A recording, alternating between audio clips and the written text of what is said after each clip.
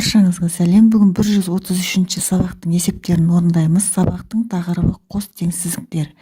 Бұл сабақта қос теңсіздіктердің шешімдер жиынын табамыз. Бірінші есеп. Калькулятордың көмегімен есептеп, қандай сөз шығатынын анықта. Демек, біз мына өрнектерді орындап, осылардың мәнін Т әрпі деп белгілейміз. Демек,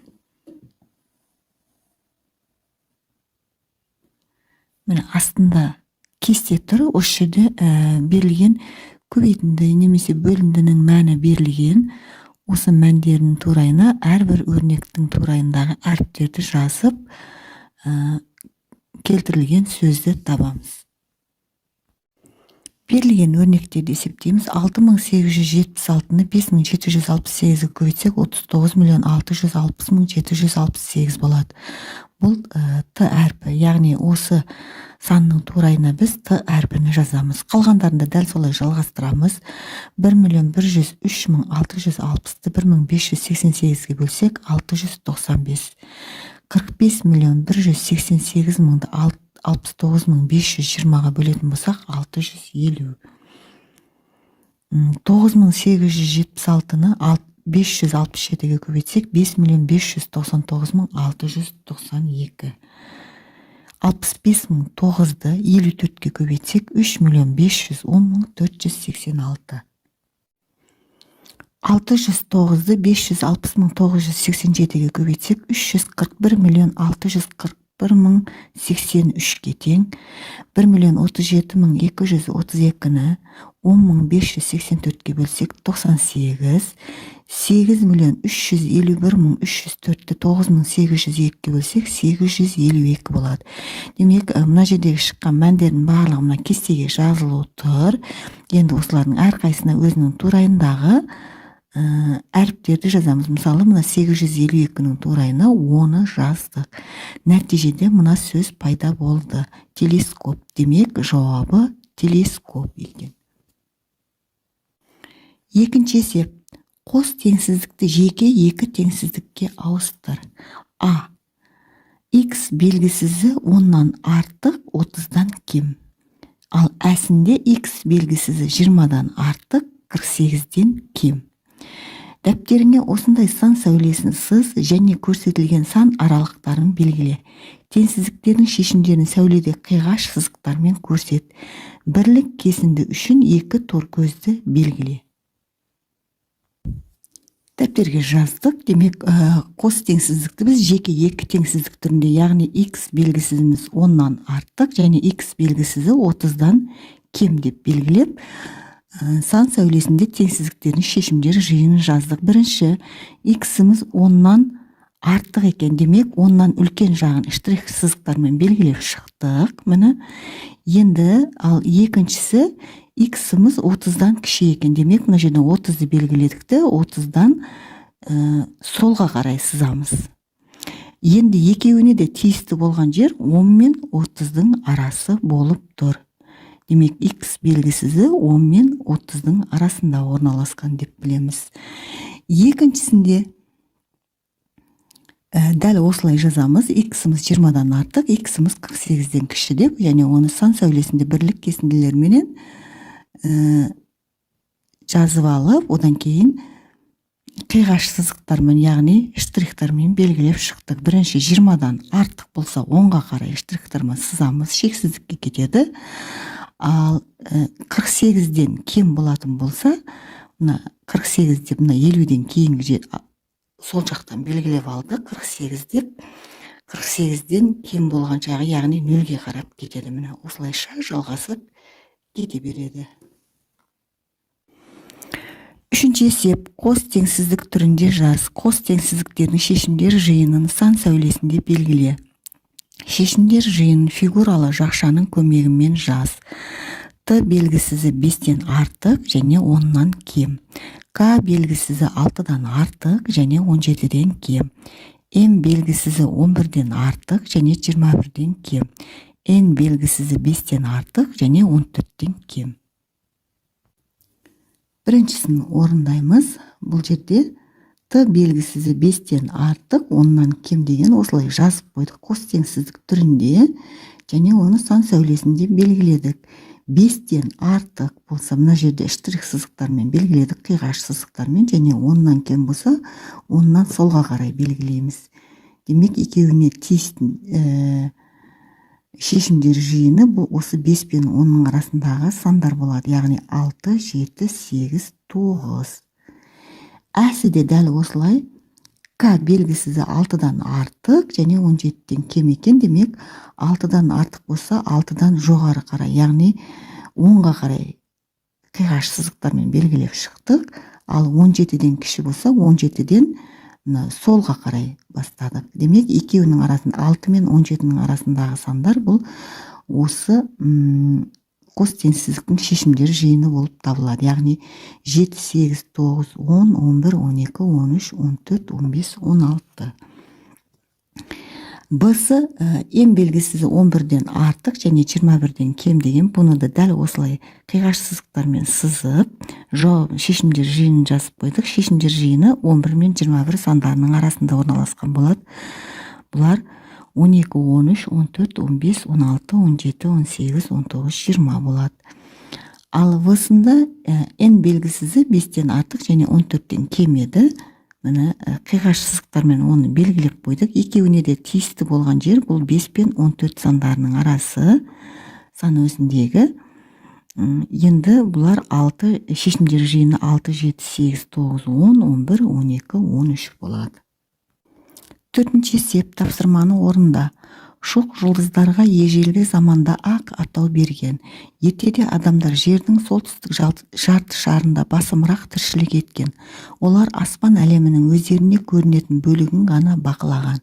Сондықтан шоқ жұлдыздардың шамамен жартысына ғана 88-дің 47-сі ежелгі мифологиялық кейіпкерлердің атын берген.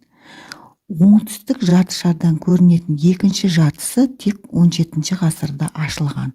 Оларға ұлы географиялық ашылулардан кейін атаулар берілген. X белгісізі 47-ден артық, 88-ден кіші қос теңсіздігінің шешімдер жиынын сан сәулесінде белгіле. Шешімдер жиынындағы сандарды ата. Қанша сан алынды? 17-ші ғасырда қанша шоқ жұлдызға атау берілген? Демек, берілген қос теңсіздікті жазып алдық. Яғни, бұл шоқ жұлдыздардың саны болып табылады. Демек, 47-ден артық болса, мына 47-ден артығын бояп шықтық, және 88-ден кіші. Енді осылардың арасындағы сандарды алатын болсақ, 46-дан 87-ге дейінгі сандар болады. Жалпы саны 40 сан. Демек, 17-ші ғасырда 40 шоқ жұлдызға атау берілген. 5-ші есеп. Есептемей-ақ бөліндінің мәнінде қанша цифр болатынын анықта. Амалдарды орында және тексер. 35280-ді 7-ге бөлеміз. Бұны бөліндінің мәнінде қанша цифр болатынын білетін болсақ, бұл жерде толымсыз бөлінгіш 35 болады. Демек, 35-те 7-ге бөлетін болсақ, 5-тен болады ғой. Ол жерде бір цифр болды, алдына жерде 1, 2, 3 цифр бар. Демек, ол 3 цифрді осының соңында деп білеміз. Сонда бөліндінің мәнінде 4 цифр болады екен. Енді бөліп көрейік. 35-ті 7-ге бөлсек, 5040 болады. Ал 5040-ты тексеріп көретін болсақ, 7-ге көбейтіп 35280 келіп шығады. Демек, бөлу амалы дұрыс орындалған. Екіншісі 623801-ді 89-ға бөлетін болсақ, бұл жерде толымсыз бөлінгіш 623 болады. Сондықтан одан кейінгі сандар 1, 2, 3 екен. 623-ке бір бөлінді болады ғой. Мына үшеуін тіркейтін болсақ, 4 болады. Демек, бөліндінің мәнінде 4 цифр болады. Ал бөлгенімізде 7009 келіп шықты. Бөлу жолы толық көрсетілген. Бұны көбейтіп тексеріп көретін болсақ, 623801 келіп шықты. Демек, бөлу амалы дұрыс орындалған. Енді үшіншісі 376423-ті 47-ге бөлеміз. Бұл жерде де толымсыз бөлінгішіміз 376 болады. 376-ны 47-ге бөлетін болсақ, 8009, яғни 376-тан кейін мына жерде 3 цифр қалды. Демек, бөлінді де бірінші бастапқы саннан кейін 3 цифр болады. Демек, бөліндінің мәнінде 4 цифр бар. Ендеше 8009-ды 47-ге көбейтіп тексеріп көреміз. Көбейтсек 376.423 келіп шықты. Демек, бөлу амалы дұрыс орындалған. Одан кейінгісі 450.340-ды 506-ға бөлетін болсақ, бұл жерде толымсыз бөлінгіш 4503 болады. Ал бұдан кейін 2 цифр тұр. Демек, мынаған біреу болса, мына екеуі мен үшеу болады. Бөліндінің мәнінде 3 цифр болады. Бұл 890 болды. Енді 890-ды 506-ға көбейтіп тексеріп көрсек, 450.340 келіп шықты. Демек, бөлу амалы дұрыс орындалған. 6-шы А есеп. Сызбаны дәптеріңе сыз және оны толықтыр. Есеп бойынша теңдеу құр. Профессор үйінен шығып, расатханаға бет алды. Ол 90 метр минут жылдамдықпен 8 минут жүрді. Расатханаға бірнеше метр қалғанда ол әріптесін кездестірді. Егер үйінен расатханаға дейінгі ара қашықтық 1000 метр болса, профессор әріптесін расатханадан қанша метр қашықтықта кездестірген? Міне, демек, сызба тұр. Сызбаны толықтыру үшін біз мынау үйі болса, профессордың мынау расатхана. Жылдамдығы 90 метр минут. Мына жерге 90 жазамыз. 8 минут жүрген, мына жерге 8 жазамыз. Үйінен расатханаға дейін ара қашықтық, жалпы қашықтық, мына жерге жазамыз 1000 метр деп. Профессор әріптесін расатханадан қанша метр қашықтықта кездескен дейді. Демек, бізге мынау белгісіз және мынау белгісіз болып тұр. Есептің сызбасын дәптерге жазып алдық та, берілгендерін жаздық. Бұл жерде біз жүрілген жолды табу үшін жылдамдықты уақытқа көбейтуіміз керек. Ендеше теңдеу түземіз. Жылдамдықтың орнына 90 қоямыз. 90 көбейту тының орнына 8 қоямыз. Қосу x тең 1000 метр дейміз. Енді бұл жерде 98-ге көбейтетін болсақ 720 болады. Оған x деп тең 1000 деп жазып аламыз да, x-ті табу үшін 1000-нан 720-ны азайтамыз. X-іміз 280-ге тең болады. Енді орнына қойып тексеріп көрсек, 1000 келіп шығады. Демек, жауабы профессор әріптесін расатханадан 280 метр қашықтықта кездестірген. 6-шы Ә есеп. Осыған ұқсас есеп құрастырып көр. Сұлтан үйден шығып, мектепке бет алды. Ол 60 метр минут жылдамдықпен 5 минут жүрді. Мектепке бірнеше метр қалғанда ол ағасын кездестірді. Егер үйден мектепке дейінгі ара қашықтық 600 метр болса, Сұлтан ағасын мектептен қанша метр қашықтықта кездестірген? Есептің берілгенін жазып аламыз, сызбасын сызамыз. Мына жерде үй деп белгілесек, мынаны мектеп деп белгілейміз. Демек, Сұлтан 60 метр минутын 60 метр жылдамдықпен жүріп келіп жатыр, 5 минут жол жүрді. Жолда ол ағасын кездестірді. Жалпы мектепке шейін 600 метр екен. Енді теңдеу түземіз. Міне, ол жүрген жолы, яғни 5 минут жүрді 60 метр жылдамдықпенен. Және қалған жол қанша екен белгісіз, оны x дейміз. Неше метр қашықтықта кездестіргені бұл. Жалпы жолдың ұзындығы 600 метр. Енді 60-ты 5-ке көбейтсек 300 болады. Оған x қосамыз, тең 600 деп x табамыз. X табатын болсақ 600-ден 300-ді азайтамыз. X-іміз 300 болады. Демек, жауабы Сұлтан ағасын мектептен 300 метр қашықтықта кездестірген.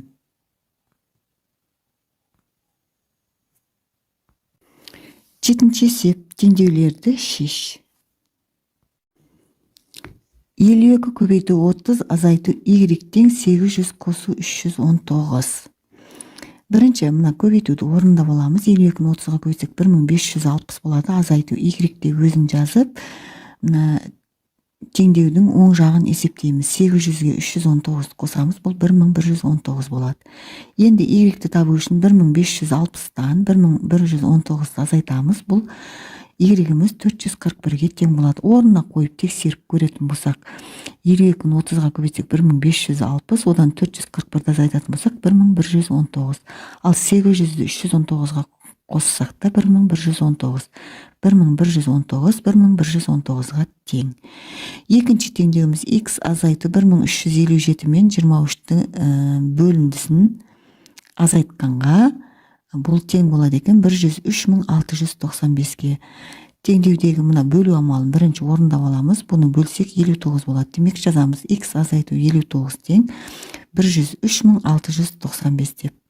Қарапайым теңдеу түріне келді. Енді x-ті табу үшін 103.695-ге 59 қосамыз. X-іміз 103.754-ге тең. Орнына қойып тексеріп көреміз. 1357-ні 23-ге бөлетін болсақ 59, ал 103.754-тен 59 азайтатын болсақ 103.695-ге тең. 103.695 103.695-ге тең болады. 8-ші есеп. Есепті Эйлер дөңгелегінің көмегімен шығар. Ауладағы 29 ұлдың тек екеуі ғана спортпен айналыспайды. Ал қалғандары футбол немесе теннис үйірмелеріне, кейбірі екеуіне де қатысады. Футболмен 17 ұл, ал тенниспен 19 ұл айналысады. Неше футболшы теннис ойнайды, неше теннисші футбол ойнайды? Демек, Эйлер дөңгелегін сызып аламыз. Бірінші жасыл дөңгелегіміз бұл футболмен шұғылданатындар, ал қызыл шеңберіміз бұл тенниспен шұғылданатындар. Енді барлығы 29 ұлы екен. Футболшы 17, теннисші 19 болып тұр, екеуі айналысатындардың саны. Енді бұл жерде біз неше бала спортпен айналысатынын біліп алуымыз керек. Бұл жерде не деген? 29-дың екеуі спортпен айналыспайды деген, демек жалпы 27, яғни 29-дан 2-ні азайтсақ 27-сі спортпен айналысады екен. Енді футболмен 17, тенниспен 19 ұлы қатысады деген, бұлар 36 болды, екеуін қоссақ. Енді 36-тан 27-ні азайтамыз, яғни жалпы барлығы осынша еді ғой. 27-сі спортпен айналысады, демек 9 қалды. Демек 9 ұл бала футболмен де тенниспен де айналысады. Оны мұнаның ортасына жазып қойдық. Бұл екеуіне де тиісті болады. Енді осы жерден келтіріп шығарамыз. Міне 9 болса, енді футболмен 17 айналысар еді. 17-тен 9 азайтатын болсақ 8 жазамыз. Демек мұны екеуін қоссақ 17 болады. Ал тенниспен айналысатындар 19 еді. 19-дан 9 азайтамыз 10 болады. Мұны екеуін қоссақ 19 болады.